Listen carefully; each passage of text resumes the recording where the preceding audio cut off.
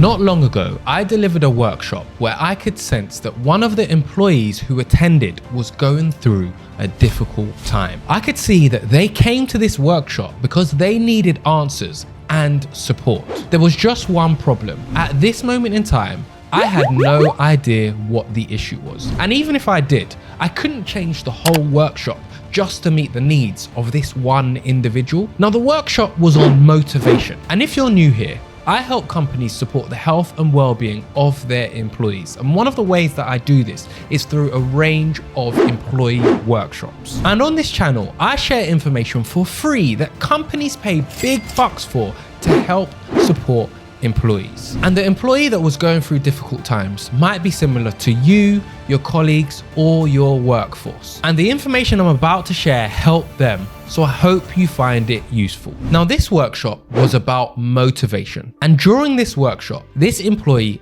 bravely voiced their concerns about not feeling motivated for many of the goals that they had in their life. Let's call them Sam. Sam expressed that she was finding it difficult to get motivated for specific tasks in her life, and it was impacting her negatively. And she was having one issue in particular, which I'll come on to later. But first, let's explore what motivation is and how we can use it to better our lives. Motivation is described as providing the conditions to act or behave in a certain way, or providing the conditions to get someone else to act or behave in a certain way. Imagine this: you've been thinking about taking up jogging for the last 6 months, but every time you think about putting on your running shoes and going for that jog, you decide not to. In this situation, it doesn't appear that you're very motivated to go jogging. But what if I said I would give you £1,000 to go? I bet you like that one, right?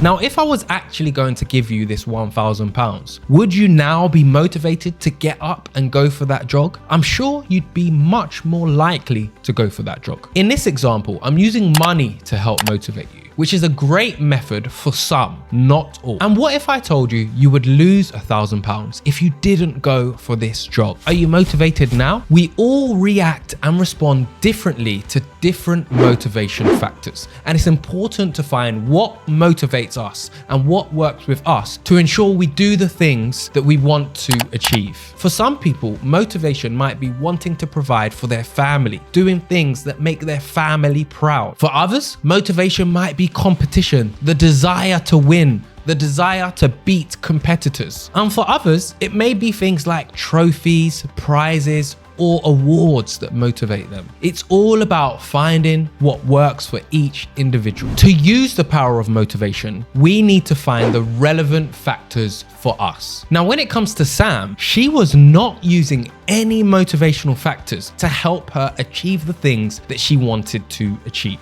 And she was also making another major mistake.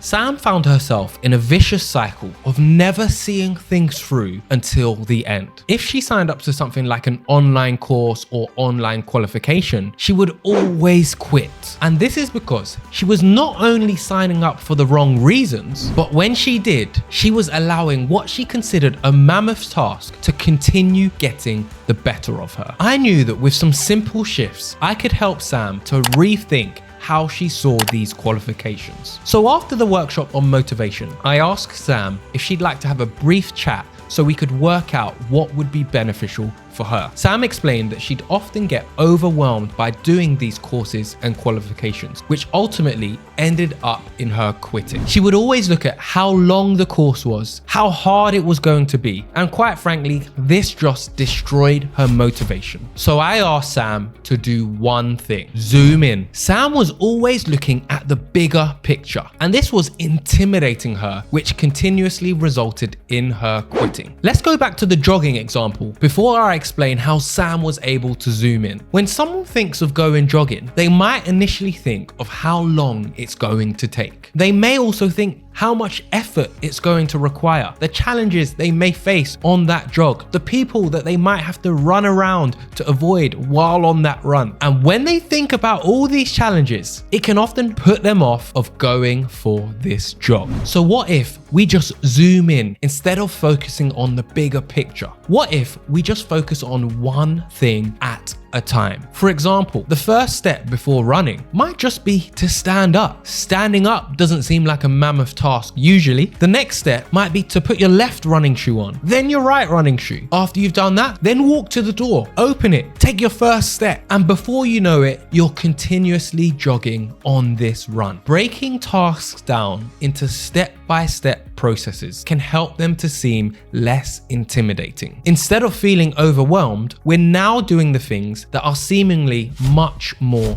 achievable. Now, Sam was able to use this advice to help her. I explained that it seemed like she was making her targets too intimidating, which is one of the reasons she continuously quit. I told her to take it step by step and use the motivational strategies discussed in the workshop to help her stay consistent. She looked like a huge weight had been lifted off her shoulders and thanked me for my help, and then added me on LinkedIn after.